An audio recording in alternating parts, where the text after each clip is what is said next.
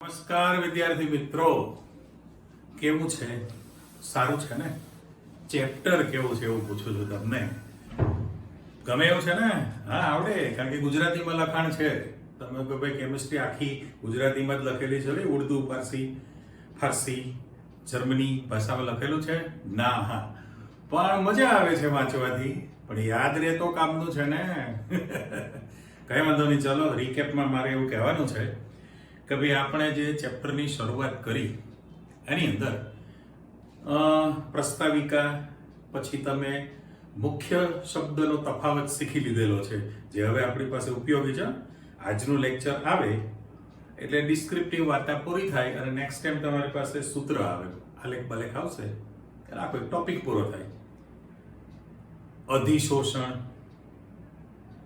અવશોષણ, અપશોષણ, શોષણ, અધિશોષક, એ બધા જે શબ્દો તમે ક્લિયર કરેલા હતા, સાથે સાથે ઉદાહરણ સાથે પણ તમે જોઈ લીધેલું હતું. ઘટના, તફાવત, શું પરિબળ હતું, બરાબર છે. અને ઉષ્માગતિશાસ્ત્ર પ્રમાણે પણ તમે પુરવાર કરી દીધું કે ભાઈ ડેલ્ટા જી નું મૂલ્ય તમારી પાસે ઋણ મળે, જેમ વધુ ઋણ મળે એમ પ્રક્રિયા સ્વયંભૂ આપમેળે થવાની છે, એ ઉષ્માગતિશાસ્ત્ર પ્રમાણે. પણ હવે ખરેખર આજ તો તમે પ્રકાશ શીખવાનો છે. આખો લેક્ચર તમે એ તફાવત સ્વરૂપે એકવાર તો તમારી પરીક્ષામાં પૂછવાનો જ છે, તમારા હસ્તાક્ષરે લખાશે. સાથે સાથે જો તૈયાર જ છે આપણી પાસે પ્રશ્ન, ફિલ ઇન ધ બ્લેન્ક્સ. યાદ છે ને? Filling the blanks. તમે શું બોલો છો? ફિલિંગ આવે ને, ફિલિંગ અંદરથી ભણવાની ફિલિંગ આવે. ફિલ ઇન ધ બ્લેન્ક્સ, જે ખાલી જગ્યાઓ છે આપણે પૂરતા જવાની છે. આખો એક ટોપિક છે. પ્રશ્ન એક ને એક વસ્તુ ગોઠવાનું છે આપણે. પહેલો ક્વેશ્ચન તમે જોઈ લો, મેં હેડિંગ આપી દીધું છે અધિશોષણના પ્રકારો, બરાબર. એની અંદર પહેલો જ પ્રશ્ન છે, જેની ગયા લેક્ચરમાં થોડી ઘણી છણાવટ દાણા નાખી ગયા છીએ, એટલે આ વખતે થોડુંક સરળ રહેશે. પહેલામાં પહેલું કે ભૌતિક અધિશોષણ કયા આકર્ષણ બળ સાથે સંકળાયેલા છે? ઓકે, અને તે ક્યારે રાસાયણિક અધિશોષણમાં ફેરવાઈ જશે? રૂપાંતરણ ક્યારે થશે? યાદ કરી લો, આપણે થોડી ચર્ચા કરી આખો ક્વેશ્ચન છે. પછી પ્રશ્ન મૂકેલો છે કે ભાઈ ભૌતિક અધિશોષણની લાક્ષણિકતાઓ જણાવો. ભૌતિક અધિશોષણની લાક્ષણિકતા જણાવો. હવે તમારે ટોપિક વાઇઝ ચર્ચા કરવાની છે, 1 2 3 4 5, તો પછી તરત જ જન્મ થઈ જાય ને નવા પ્રશ્નનો કે ભાઈ રાસાયણિક અધિશોષણની પણ લાક્ષણિકતાઓ જણાવો. એના એ જ તમારી પાસે જે મુદ્દા હતા એવા જ મુદ્દા પાછા આપણી પાસે આવે અને શીખી લો. એને તફાવત સ્વરૂપે તમને ક્વેશ્ચન આપી દીધો છે કે ભાઈ તફાવત આપો, ભૌતિક અધિશોષણ અને રાસાયણિક અધિશોષણ છે. તો એ તફાવત સ્વરૂપે ત્યાં આપણે જગ્યા નાની કરી દીધી છે એટલા માટે કે તમે જે શીખો છો એને માત્ર એ શબ્દ તરીકે મારે મૂકવાનું છે. ટૂંકમાં તમને ગમે તે રીતે પ્રશ્ન પૂછે, કાં તફાવત સ્વરૂપે પૂછે તો પણ લખવાનો છે, અને ડિસ્ક્રિપ્ટિવ પૂછે તો પણ તમારે એનો ડિટેલમાં જવાબ આપવાનો છે, બરાબર. એટલે અધિશોષણ પર અસર કરતા પરિબળો કહેવાય સાદી ભાષામાં. એ અત્યારે લાક્ષણિકતા, કેરેક્ટરિસ્ટિક કીધી, એકચ્યુઅલી તો એ પરિબળ જ થયા કહેવાય, રાઈટ. અમે તમને પ્રસ્તાવિકા સમજાવી દીધી આજના ભણવાની વિગત. આવો પાછા પ્રશ્ન તરફ. તો પહેલામાં પહેલું આપણે જે મૂકેલું છે કે ભૌતિક અધિશોષણ કયા આકર્ષણ બળને કારણે પ્રવર્તે અને રાસાયણિકમાં ક્યારે કન્વર્ટ થશે? તો પહેલામાં પહેલો આપણે ચર્ચા એવી કરીએ કે જ્યારે ઘન પદાર્થ પર વાયુનું અધિશોષણ થતું હોય. ઘન પદાર્થ પર શું થશે? દાખલા તરીકે ઘન પદાર્થ છે, મારા ટપકા પાડી જાવ ને તમે સોલિડ લાગે કે ઘન પદાર્થ પર વાયુનું જ્યારે અધિશોષણ થાય ત્યારે ઘન અને વાયુના અણુઓ વચ્ચે નિર્બળ, ખૂબ જ ઓછું વાન ડર વાલ્સ આકર્ષણ બળ, આપણે છોટું લખીએ વાન ડર વાલ્સ આકર્ષણ બળ. ચાલો, આ પણ શબ્દ મેં તમને આપી દીધો છે. એટલે અહીં જે તમે શીખતા જાઓ છો એ સામે પાછું આપણે ભરતા જવાનું છે. છેલ્લે રીકેપમાં કહી દેવાનું કે ભાઈ જ્યારે ઘન પદાર્થની સપાટી પર, સપાટી બોલવી પડે, જ્યારે ઘન પદાર્થની સપાટી પર વાયુનું અધિશોષણ થાય છે ત્યારે ઘન સાથે વાયુના અણુઓ નિર્બળ પ્રકારના વાંડરવાલ્સ આકર્ષણ બળથી જોડાતા હોય છે. આ બળ જ્યારે ઉદ્ભવે ત્યારે જ ભૌતિક અધિશોષણ, બરાબર, એટલે આપણે શોર્ટ ફોર્મ કીધું ભૌતિક અધિ એમ કહી દઈએ. ભૌતિક અધિશોષણ માટે જવાબદાર કોણ છે? તો કે વાંડરવાલ્સ આકર્ષણ બળ તૈયાર થયેલું કહેવાય. ઓકે, તો પછી આ બળ સંકળાયેલું છે. પણ હવે પાછો પ્રશ્ન છે કે ભાઈ આ જે નિર્બળ પ્રકારનું વાંડરવાલ્સ આકર્ષણ બળ પ્રવર્તવાનું છે, વાંડરવાલ્સ આકર્ષણ બળ જે છે એ તો સાર્વત્રિક છે ને. એ સાર્વત્રિક, ભલે કે માત્રા બહુ જ ઓછી છે, ઘણી ઓછી. યાદ કરી લો 11મા ધોરણમાં 10 થી 100 કિલો જૂલ મોલ ઇન્વર્સ હતી. 10 થી 100 કિલો જૂલ મોલ ઇન્વર્સ, એટલે મૂલ્ય બહુ જ ઓછું છે પણ સાર્વત્રિક છે. બેક્ટેરિયા જેમ અત્ર તત્ર સર્વત્ર બેક્ટેરિયા વ્યાપી છે, એટલે આ બળ હોય ને હોય જ, નાબૂદ થાય જ નહીં. તો ભૌતિક અધિશોષણ જે છે શક્ય છે, પણ આ બળ જે છે એ સાર્વત્રિક છે, વાત સાચી, પણ એ નીચા દબાણે, નીચા તાપમાને, બંને વસ્તુ આપણે વિચારવી છે કે ભાઈ નીચા તાપમાને જ એ પ્રવર્તે. નીચું તાપમાન હશે તો નીચા તાપમાને ભૌતિક અધિશોષણ શક્ય બનશે. આપણું દાખલા તરીકે ઉદાહરણ મૂકીએ, સાવ સિમ્પલ ઉદાહરણ. આ આપણી પાસે ચિત્ર છે. ઓકે, આ તમારી પાસે મૂકેલું છે ચારકોલ છે, અથવા તો સક્રિયકૃત રાખેલો ચારકોલ છે. સક્રિયકૃત હવે યાદ છે આપણને કે ભાઈ એને ઊંચા તાપમાને તપાવીને શૂન્યાવકાશ કરેલા પાત્રમાં રાખવામાં આવે કે જેના કારણે સક્રિયતા વધી જશે, અધિશોષણ વધુ માત્રામાં કરે. એટલે આના પર જ્યારે સક્રિયકૃત ચારકોલ પર તમે એમોનિયાનું અધિશોષણ કરો અથવા નાઇટ્રોજન વાયુ કોઈ પણ, અત્યારે આપણે ચલો એ વખતે એમોનિયા લખેલો તો આ વખતે આપણે N2 લખી નાખીએ. કારણ ઘણા બધા વાયુ છે ને, H2, O2, N2, carbon monoxide, CO, sulphur dioxide છે, મિથેન છે, એટલે ઘણા બધા વાયુ હોઈ શકે. મારે અહીંયા આગળ N2 વાયુનું અધિશોષણ થશે. અધિશોષણ પણ શબ્દ છે કે નીચા તાપમાને ચારકોલ. હવે ચારકોલની બદલે તમારી પાસે પ્રાણીજ કોલસો પણ લખી શકાય. વનસ્પતિનો કોલસો પણ આપણે કીધેલું ને, કોલસો. એટલે અહીંયા દાખલા તરીકે ઓપ્શન મારે લખવું હોય તો આજે એવું પણ લખે પ્રાણીજ કોલસો, રાઈટ? પ્રાણીજ કોલસો છે અથવા તો આ ચારકોલ છે, આ બેમાંથી કોઈ પણ વસ્તુ રાખો, એના પર નાઇટ્રોજન વાયુનું અધિશોષણ થશે. પણ જો નીચું તાપમાન રાખશો તો વધુ પ્રમાણમાં થવાનું છે. હવે પ્રશ્ન એવો થયો કે જો તમે, બીજો મુદ્દો છે ને આ તમારો સેકન્ડ, પહેલો મુદ્દો આવી ગયો કે ભાઈ ભૌતિક અધિશોષણ કયા આકર્ષણ બળ સાથે સંકળાયેલા છે, તો તમે આપી દીધું કે ભાઈ વાંડરવાલ્સ, નિર્બળ પ્રકારના વાંડરવાલ્સ આકર્ષણ બળ પ્રવર્તે એટલે ભૌતિક અધિશોષણ શક્ય બને. ઓકે, પાછી તમે ચોખવટ કરી કે ભાઈ નીચા તાપમાને પ્રાણીજ કોલસો અથવા ચારકોલ હોય સક્રિયકૃત, એના પર કોઈ પણ વાયુનું તમે અધિશોષણ કરી શકો, પણ નીચા તાપમાને વધુ પ્રમાણમાં થશે. હવે વાત આવે છે કે જો તમે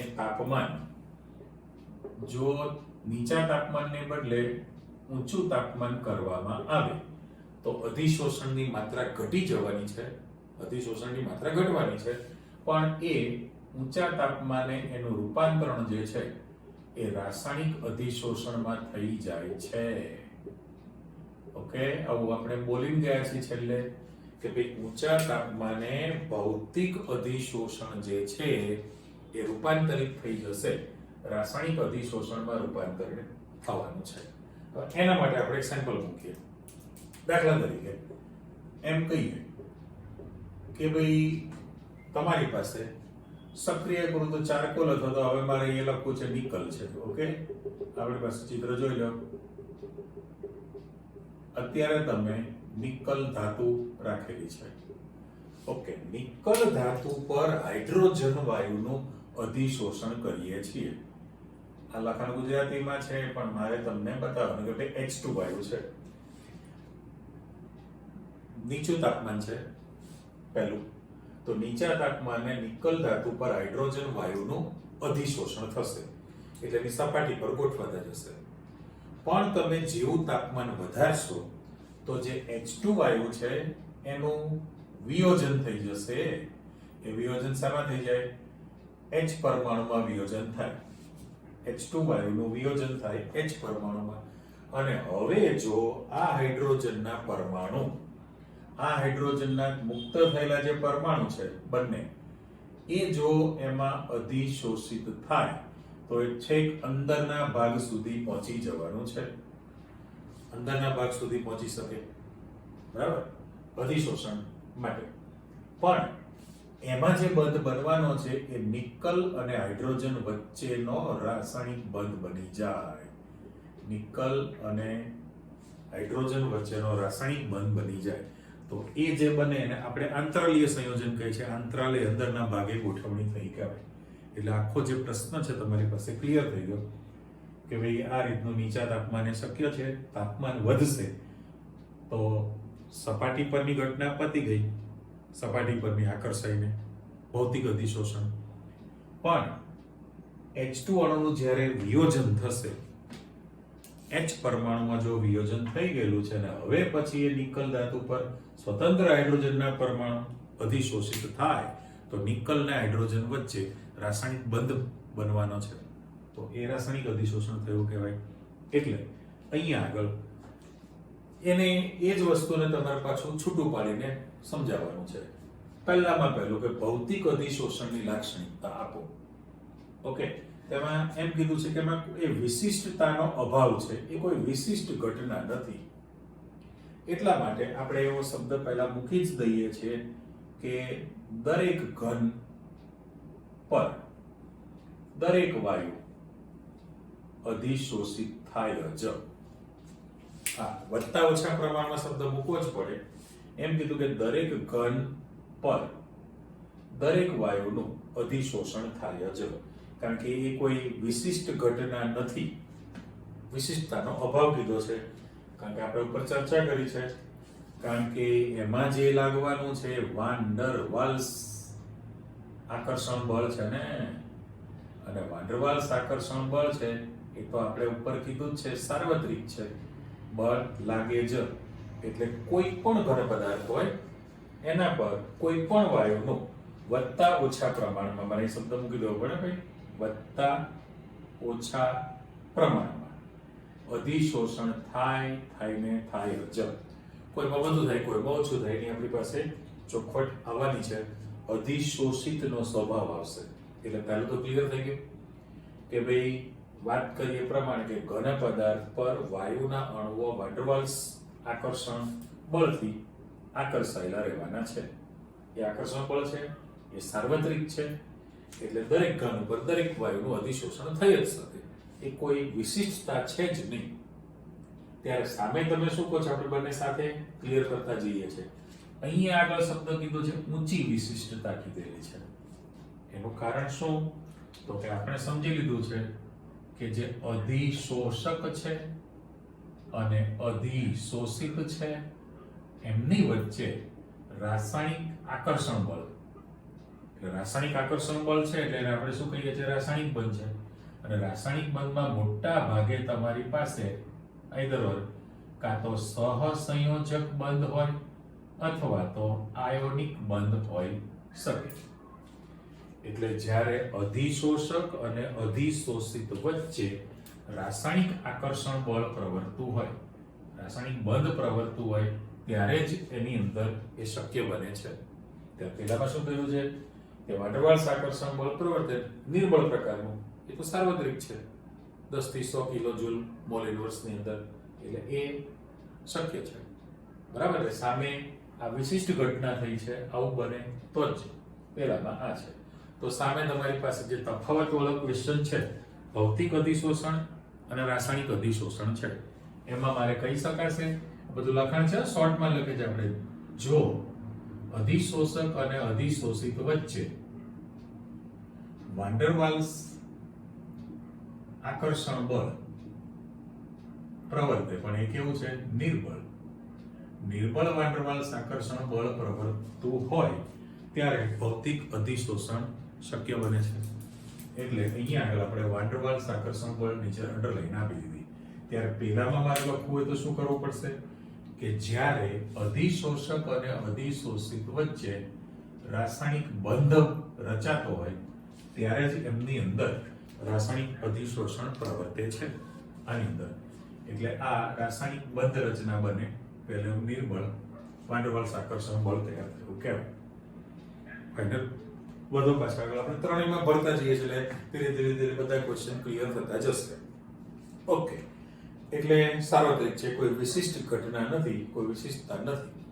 ત્યારે પહેલામાં જે છે આવું આકર્ષણ હોય તો જ બને છે એટલે વિશિષ્ટ પ્રકારનું થયું કહેવાય. હવે વાત આવે છે અધિશોષિતનો સ્વભાવ. જે શોષાય છે ને આપણે અધિશોષિત કીધો છે ને.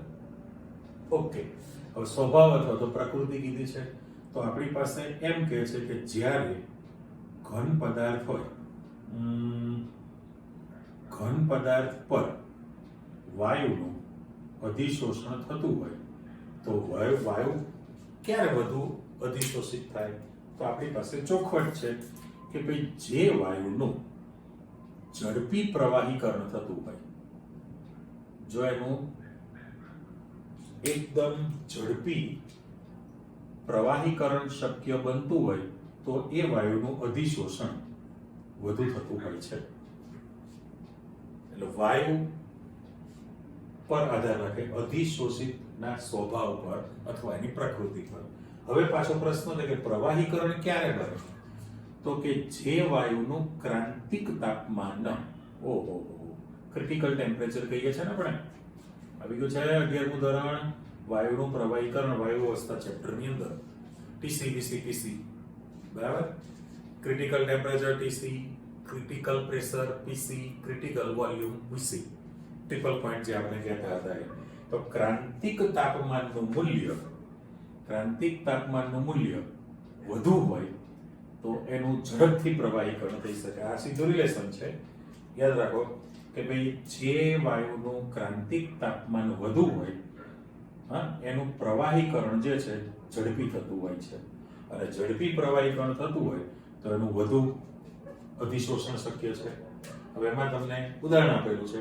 દાખલા તરીકે આપણે સેમ્પલ મૂકીએ કે ભાઈ સલ્ફર ડાયોક્સાઇડ છે, SO2 ગેસ, સલ્ફર ડાયોક્સાઇડનું અધિશોષણ મિથેન વાયુ કરતા, જે લખી નાખું છું, મિથેન વાયુ કરતા વધુ થતું હોય છે. કારણ શું?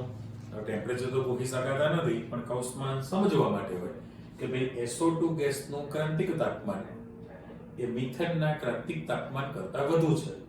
ક્રાંતિક તાપમાન વધુ હોય તો એનું પ્રવાહીકરણ ઝડપી થાય, અને જે વાયુનું પ્રવાહીકરણ ઝડપી થતું હોય એ વાયુનું અધિશોષણ વધુ પ્રમાણમાં થાય.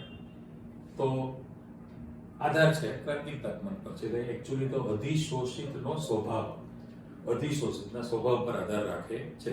હવે આ પરિબળ તમારી પાસે અહીંયા નથી દેખાતું, દેખાય છે? ના, કારણ કે એ પર્ટિક્યુલર ક્રાંતિક તાપમાનની માહિતી આવી. રેડી? આ જવાબદાર છે. ચલો વધો આગળ. હવે શબ્દ કીધો પ્રતિવર્તી સ્વભાવ. પ્રતિવર્તી સ્વભાવ એટલે રિવર્સિબલ. તો આપણે સીધું જ ચોખવટ કરેલી છે કે જ્યારે ઘન પદાર્થ પર વાયુનું અધિશોષણ થાય તો તમે ઘન ડેશ વાયુ લખો અથવા ઘન બેકસ્લેશ લખવાના છો, અને અત્યારે હું ક્યુ લખી દઉં છું એટલે ઉષ્મા શોષક. એ તો બંને માટે કોમન છે કે ભાઈ પ્રક્રિયા તો ઉષ્મા ક્ષેપક છે. શું બોલ્યો? નિપજ વત્તા ક્યુ લખવામાં આવે એટલે પ્રક્રિયા તો ઉષ્મા ક્ષેપક છે ને. એ ભૌતિક અધિશોષણ હોય તો પણ ઉષ્મા ક્ષેપક છે, અને રાસાયણિક અધિશોષણ હોય તો પણ ઉષ્મા ક્ષેપક જ છે. પણ પ્રશ્ન એવો થયો તમારી પાસે કે ભાઈ એ પ્રક્રિયા પોતે પ્રતિવર્તી છે. આ જે છે પ્રતિવર્તી પ્રક્રમ છે, અને રાસાયણિકમાં તમારી પાસે જો દેખાશે કે અહીંયા અપ્રતિવર્તી પ્રક્રમ છે. બંનેની ચર્ચા તમારે કરવી પડે ને, બરાબર? એટલે તમારી પાસે જે ડિફરન્સ તરીકે લખવાના છો એ આપણે અહીંયા આગળ એવું લખી શકો કે ભૌતિક અધિશોષણ જે છે એ કોઈ વિશિષ્ટ પ્રકારનું હોતું નથી, કોઈ વિશિષ્ટતા ધરાવતું નથી ને. કારણ કે દરેક ઘન પદાર્થ પર દરેક વાયુનું વધતા ઓછા પ્રમાણમાં અધિશોષણ થાય છે. ત્યારે અહીંયા તમે ચોખવટ કરશો કે એ વિશિષ્ટ પ્રકારનું જ અધિશોષણ થયેલું કહેવાય. સાથે સાથે તમે એમ પણ કહી શકો ને કે ભૌતિક અધિશોષણ જે છે એ નીચા તાપમાને જ પ્રવર્તે છે. નીચા તાપમાને પ્રવર્તે, પણ જો તાપમાન વધે તો અધિશોષણ ઘટે. તો ભૌતિક અધિશોષણ શું થવાનું છે? ઘટશે. અને સામે અહીં લખી દઈએ પહેલા કે ભાઈ આ જે છે એ ઊંચા તાપમાને જ પ્રવર્તે. ઊંચા તાપમાને પ્રવર્તે છે. અને જો તાપમાન પાછું વધે તો અધિશોષણ પણ વધશે. પણ આપણે આમાં ક્લિયર એવું કરવાનું છે, જો આ લાઇનિંગ આપણે આપી દઈએ કે ભાઈ ભૌતિક અધિશોષણ નીચા તાપમાને જ પ્રવર્તે છે, પણ જો તાપમાન વધે તો અધિશોષણની માત્રા ઘટે છે. એનું રીઝન એટલા માટે કે એનું તરત જ રૂપાંતરણ શેમાં થઈ જવાનું છે? એ રાસાયણિક અધિશોષણમાં પરિવર્તિત પામે છે. જે તમે પહેલા પ્રશ્નમાં ભણી લીધું, બરાબર છે. ફરી બોલું છું કે ભૌતિક અધિશોષણ નીચા તાપમાને જ પ્રવર્તે છે. નીચા તાપમાને ઝડપી થઈ શકે, પણ જો તાપમાન વધે તો અધિશોષણની પ્રમાણ ઘટે, માત્રા ઘટશે. કેમ? તો કે તાપમાન વધવાથી રાસાયણિક અધિશોષણમાં રૂપાંતરિત થવાનું છે. ત્યારે પહેલામાં તમે ચોખવટ કરી કે ભાઈ એ ઊંચા તાપમાને જ પ્રવર્તે છે, અને જો તાપમાન વધે તો અધિશોષણની માત્રા પણ વધે છે, ફાયદાકારક કહેવાય. એટલે તમે એમ તો કહી જ શકશો કે ભાઈ ભૌતિક અધિશોષણ છે એ ઘટના પણ ઉષ્માક્ષેપક છે. ઉષ્માક્ષેપક છે, પણ તાપમાન વધે તો માત્રા ઘટે છે. આ પણ ઉષ્માક્ષેપક જ ઘટના છે. આ પણ ઉષ્માક્ષેપક જ છે, પણ જો તાપમાન વધે, ટેમ્પરેચર વધશે. આપણે અહીં લખી નાખીએ છીએ, અહીંયા પણ લખી નાખું છું કે ભાઈ ટેમ્પરેચર વધે તો તમારી પાસે શું થયું કહેવાય? ઘટે છે. એટલે તમારી પાસે ઘણા બધા તફાવતના મુદ્દા આવતા ગયા છે. આને એમ પાછું છૂટું પડતું ચલો કે ઉષ્માક્ષેપક છે, તાપમાન વધવાને કારણે અધિશોષણની માત્રા ઘટે છે. આ પણ રાસાયણિક અધિશોષણ પણ ઉષ્માક્ષેપક જ છે, પણ જો એમાં તાપમાન વધે તો એમાં જે છે શું થવાનું છે? ફાયદાકારક છે. અધિશોષણનું પ્રમાણ વધવાનું છે. એટલે ટેમ્પરેચર પર તમારી પાસે માહિતી આવતી ગઈ છે. હવે અહીંયા પાછા આવો કે પ્રતિવર્તી છે. પ્રતિવર્તી એટલા માટે કે તમે જો આ ઉષ્માક્ષેપક પ્રક્રિયા કીધેલી છે, પ્લસ ક્યુ લખેલું છે. હવે જો તમે તાપમાનને વધારશો, જો તાપમાન વધારવામાં આવે તો લે સેટેલિયર ના સિદ્ધાંત અનુસાર, બરાબર, ચોપડી લ સેટેલિયર એમ લખે, લે સેટેલિયર ના સિદ્ધાંત અનુસાર આ જે છે એ જે ઘન વાયુનું ટેમ્પરેચર વધવાને કારણે પ્રતિગામી દિશામાં પ્રક્રિયા થવાની છે. એટલે પૂર્વગામી પ્રક્રિયા ઉષ્માક્ષેપક છે. તાપમાન વધારશો તો તાપમાનનો વધારો, એમાં પ્રતિકૂળ પરિસ્થિતિ થાય, એટલે પ્રતિગામી દિશામાં પ્રક્રિયા થવાની. મીન્સ અધિશોષણ જે છે ઘન પરવાયુનું એ ઘટવાનું છે, રાસાયણિકમાં પરિવર્તન પામવાનું છે. એટલે તાપમાન વધવાથી અધિશોષણની માત્રા ઘટે છે ભૌતિકમાં. રાસાયણિકમાં તાપમાન વધવાથી અધિશોષણની માત્રા વધે છે, ફાયદાકારક છે. સાથે સાથે અહીંયા આ પ્રક્રમ પ્રતિવર્તી છે, રિવર્સ થઈ શકે છે. ત્યારે અહીંયા આગળ તમે ચોખવટ કરી દીધી છે કે આ પ્રક્રમ જે છે અપ્રતિવર્તી છે. એક વખતે એની અંદર રાસાયણિક બંધથી ગોઠવણી થઈ ગઈ પછી એમાંથી પાછું છૂટું પડી શકતું હતું નથી. દાખલા તરીકે તમે કહો છો, હમણાં જ ઉદાહરણ આપેલું કે ભાઈ નિકલ ધાતુ પર તમે નાઇટ્રોજનનું અધિશોષણ કરો અથવા તો તમે હાઇડ્રોજનનું અધિશોષણ કરશો, વાયુ શબ્દ આપી દો, તો અહીંયા આગળ જો નિકલ ધાતુ પર નાઇટ્રોજનનું અધિશોષણ થાય તો એની અંદર NiN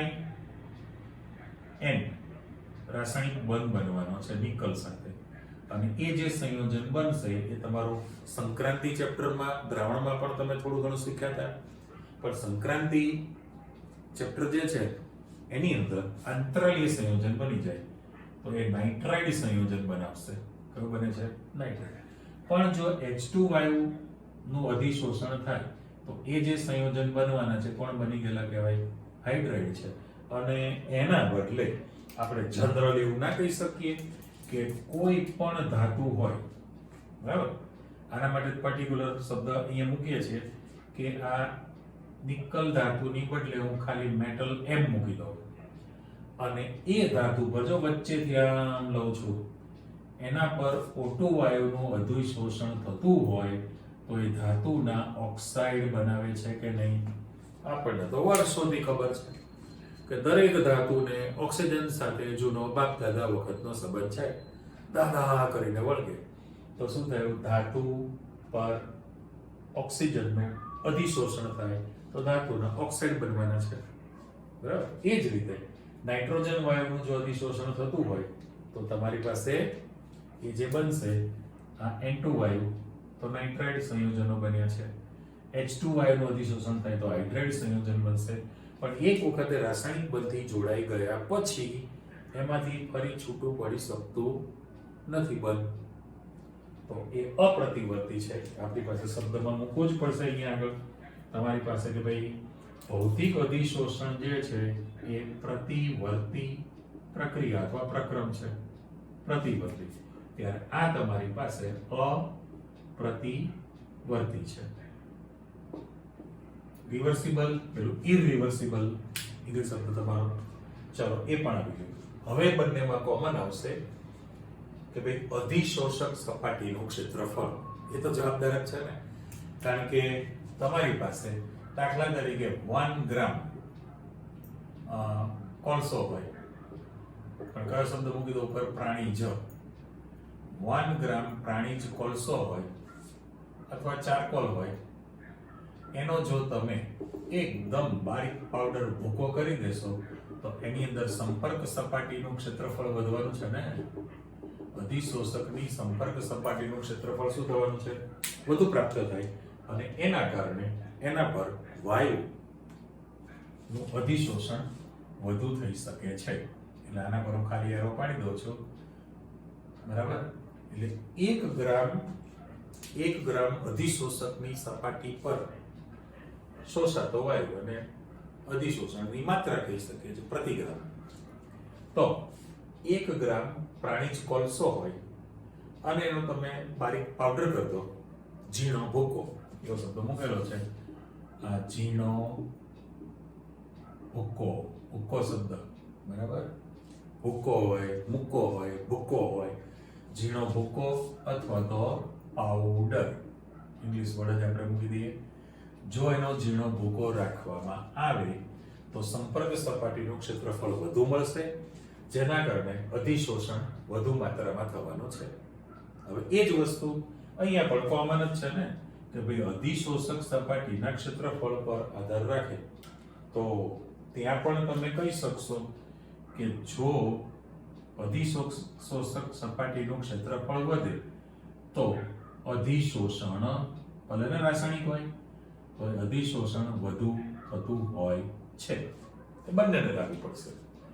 એટલે અધિશોષક સપાટીના ક્ષેત્રફળ પર વધશે તો ફાયદો રહેવાનો છે. હવે વાત આવે છે એન્થાલ્પી. ગઈ વખતે આપણે ઉષ્માગતિશાસ્ત્ર ઉપરની થોડી ચર્ચા કરી લીધી. ફરી સૂત્ર તમને યાદ કરાવું છું અહીંયા આગળ કે ભાઈ ઓરિજિનલ જે તમારી પાસે ફોર્મ્યુલા ત્યાં છે લખીએ આપણે કે ભાઈ ડેલ્ટા જી બરાબર delta H minus T into delta S. આ ગિબ્સ સમીકરણ, ગિબ્સ ઉર્જા પરથી તમે એવી માહિતી આપેલી હતી કારણ કે ભૌતિક અધિશોષણ પણ ઉષ્માક્ષેપક છે, રાસાયણિક અધિશોષણ પણ છે તો ઉષ્માક્ષેપક જ.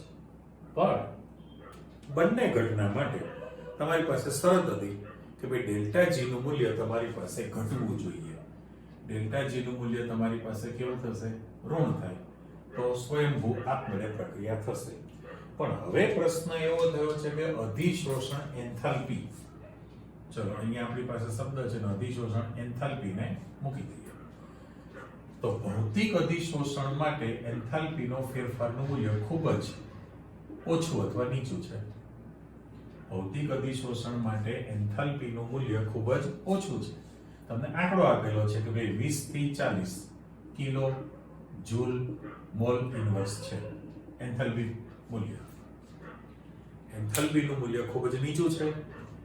આ રાશિ તમારી પાસે આવી ગઈ 20 થી 40 કિલો જૂલ મોલ ઇન્વર્સ છે. ઓકે, ત્યારે આનું પહેલા આ વાક્ય પૂરું કરી દઈએ. અધિશોષણ એન્થાલ્પી. તો રાસાયણિક અધિશોષણ એન્થાલ્પીનું મૂલ્ય ભૌતિકની સાપેક્ષમાં ખૂબ જ વધુ મૂલ્ય ધરાવશે. કેટલું મૂલ્ય છે તો યાદ રાખવા માટે તમારી પાસે સહેલું છે, બરાબર. આ બેનો ગુણાકાર કરો, 4 દુ 8 અને 80 અને બે વસ્તુ ભેગી કરી દો, મીંડું ઉડાડી દો, 240 કિલો જૂલ મોલ ઇન્વર્સ છે. ચલો મેં અહીંયા આંકડો આપી દીધો, બરાબર. એટલે પેલી બાજુ તમારે જે મુદ્દો ઉમેરવો છે એ આપણે આપી દઈએ કે ભાઈ ભૌતિક અધિશોષણમાં એની જે અધિશોષણ એને શબ્દ કયો વપરાય? અધિશોષણ એન્થાલ્પી. ચલો મેં અહીંયા એકમાં શબ્દ ભર્યો છે કે અધિશોષણ એન્થાલ્પીનું મૂલ્ય કેવું છે? ઓછું છે. તમે આંકડો કીધો 20 થી 40 કિલો જૂલ મોલ ઇન્વર્સ છે. ત્યારે પહેલામાં અધિશોષણ એન્થાલ્પીનું મૂલ્ય વધુ છે. આપણે કીધું કે ભાઈ 80 થી 240 કિલો જૂલ મોલ ઇન્વર્સ છે. મેં પહેલા જ કીધું પ્રશ્ન શરૂ કર્યો ત્યારે કે ભાઈ એકને એક વસ્તુ તમારે વર્ણનાત્મકમાં લખવાનું છે, તફાવત સ્વરૂપે પૂછે તો પણ તમે આપી શકો. એટલે 20 થી 40 અધિશોષણ એન્થાલ્પીનું મૂલ્ય અને 80 થી 240 એન્થાલ્પી અધિશોષણ એન્થાલ્પીનું મૂલ્ય છે. ઓકે, પ્રશ્ન એવો થયો કે ભાઈ આમાં વધુ મૂલ્ય છે, પેલામાં મૂલ્ય ઓછું છે. ઓકે, પણ આપણે એવી ચર્ચા કરી હતી કે ભાઈ ડેલ્ટા એચ નું મૂલ્ય ઉષ્માક્ષેપક ઘટના છે તો પછી ડેલ્ટા એચ નું મૂલ્ય તમારી પાસે ઋણ હોય. હવે આ વધુ ઋણ હોય, સાથે સાથે એમ કીધેલું કે જ્યારે વાયુનું અધિશોષણ થતું હોય તો એની જે અસ્તવ્યસ્તતા જે છે ગતિ એમાં ઘટાડો થાય, સ્થિરતા પ્રાપ્ત કરે. તો એન્ટ્રોપીનું મૂલ્ય ઘટવાનું છે. એન્ટ્રોપીના મૂલ્યમાં ઘટાડો થાય એટલે આ ઋણ કિંમત થાય, ઘટશે વેલ્યુ. આ પણ તમારી પાસે વેલ્યુ ઘટવાની છે. તો આની સાપેક્ષમાં આપણી પાસે આ ઋણ ક્યારે શક્ય બને? તો કે આના મૂલ્યની સાપેક્ષમાં ડેલ્ટા એચ નું મૂલ્ય જો વધુ ઋણ હશે, શબ્દ વિચારજો, વધુ ઋણ હશે તો જ તમારી પાસે ડેલ્ટા જી નું મૂલ્ય ઋણ થાય ને આપમેળે પ્રક્રિયા થવાની છે સ્વયંભૂ. એટલે તમારે એમાં કોઈ બાહ્ય પરિબળ આપવાની જરૂર છે જ નહીં. તમે સક્રિયકૃત ચારકોલ, પ્રાણીજ કોલસો હોય, ચારકોલ હોય, સિલિકોન જેલ, પેલું એલ્યુમિના હોય અથવા સિલિકા જેલ હોય સક્રિયકૃત, અને જેવો તમે એના પરથી વાયુ પસાર કરો તો તરત જ એના પર શોષણની ઘટના ચાલુ થઈ જશે. જે પેલું જેમ કીધેલું છે કે ભાઈ પ્રાણીજ કોલસો છે, પ્રાણીજ કોલસો એ સક્રિયકૃત છે ને 1 ગ્રામ પ્રાણીજ કોલસો તમે આ રીતે બંધ પાત્રમાં સક્રિયકૃત કરી નાખું, પાથરી દેજો. લેયર કહેવાય, લેયર. ચોપડી બેડ લખેલું છે, પથારી, પથારી ફેરવી નાખી તો અહીંયા આગળ બેડ તૈયાર કરી દો છે એટલે લેયર કહેવાય. હવે અને એમાંથી જેવો તમે વાયુ પસાર કરો તો એ અધિશોષિત થવાનો છે. પણ જેમ બારીક ભૂકો રાખેલો હોય, ધાતુનો બારીક પાવડર હોય, જે કંઈ તમે અધિશોષક રાખેલો છે ઘન પદાર્થ, એનો બારીક પાવડર રાખવામાં આવે તો અધિશોષણની માત્રા વધવાની છે, રાઈટ. પણ પાછા અહીંયા આગળ કે જેમ ડેલ્ટા એચ નું મૂલ્ય વધુ ઋણ હશે એમ તમારી પાસે ડેલ્ટા જી ની કિંમત ઋણ થશે અને આપમેળે પ્રક્રિયા થવાની. પણ જ્યારે આ બંને રાશિ ઇક્વલ થાય કે ભાઈ ડેલ્ટા એચ બરાબર ટી ઇન્ટુ ડેલ્ટા એસ જો તમે કરી નાખો, જો આ બંને રાશિ સરખી થઈ ગઈ તો ડેલ્ટા જી ની કિંમત કેવી થઈ કહેવાય? 0. તો ડેલ્ટા જી બરાબર કેવું બની જાય? 0. અને ડેલ્ટા જી બરાબર 0 બને તો સંતુલન સ્થિતિ પ્રાપ્ત થઈ ગઈ કહેવાય. એને ગતિશીલ સંતુલન કહેવાય. ગતિશીલ સંતુલન છે એ તમે આગળ અભ્યાસ કરવાના છો કે ભાઈ જેટલા પછીના જ ક્વેશ્ચનમાં આવશે કે ભાઈ જેટલા અણુઓનું અધિશોષણ થતું હોય એટલા જ અણુ એમાંથી અપશોષણ પામે, વાયુમાંથી પાછા મુક્ત થતા હોય. બંને વચ્ચે ગતિશીલ સંતુલન સ્થપાયેલું રહે એટલે સંઘાત દર, અથડાવાનો દર શોષણ માટે, અને એમાંથી મુક્ત થવાનો દર એ બંને રાશિ સરખી રહેતી હોય. આ પદ આની અંદર આવી શકે. બરાબર. એટલે આપણે કીધું એ પ્રમાણે વિશિષ્ટતા અપ્રતિવર્તી છે, ક્ષેત્રફળ એના માટે પણ જવાબદાર છે, વધે તો ફાયદાકારક છે, અને અધિશોષણ એન્થાલ્પીનું મૂલ્ય તમારી પાસે વધુ હોય છે. એટલે તમે જે ચર્ચા કરી એ પ્રમાણે મુદ્દા મૂકતા ગયા છો જ, પણ હજુ તમારી પાસે ઉમેરો કરી શકાય. તો એડ કરીએ. શું ઉમેરી શકશો તમે? તો ભૌતિક અધિશોષણ જે છે એ બહુ આણ્વીય સ્તરમાં થાય, બહુ આણ્વીય સ્તરમાં થાય, અને પેલું જે છે રાસાયણિક અધિશોષણ એ એક આણ્વીય સ્તરની અંદર પ્રવર્તતું હોય છે. આ બંને વચ્ચેનો તફાવત છે. ભૌતિક અધિશોષણ જે છે એ બહુ આણ્વીય સ્તરમાં, અને રાસાયણિક અધિશોષણ છે એ એક આણ્વીય સ્તરની અંદર તૈયાર થતું હોય છે. તો આમાં તમે જે ઉદાહરણ મૂકવા માંગો છો, કોઈ પણ દાખલા તરીકે તમારે સેમ્પલ આપવું છે, તો રાસાયણિક માટે તમે કહી દીધેલું છે કે ભાઈ નિકલ ધાતુ પર તમે નાઇટ્રોજનનું અધિશોષણ કરી નાખો. કોઈ પણ વાયુ, નાઇટ્રોજન છે, હાઇડ્રોજન છે, ઓક્સિજન છે, પણ નિકલ ધાતુ પર યાદ રાખો ચાલુ છે. બરાબર. અને અહીંયા આગળ સક્રિયકૃત ચારકોલ છે, એના પર તમે H2 વાયુનું અધિશોષણ કરી નાખો. આમાં H2 વાયુનું અધિશોષણ કરશો, આમાં N2 વાયુનું અધિશોષણ કરવાના છો ચારકોલ પર. તો આના માટે એમ લખાય ને, આપણે ચા બોલે ચા, પણ ચાની કેટલી પર લખેલું ખબર? ચા, ચ અડધો અને આ ચા એમ લખેલું હોય. એટલે આના પર ચા, ચારકોલ પર હાઇડ્રોજનનું અધિશોષણ એનું ઉદાહરણ થયું.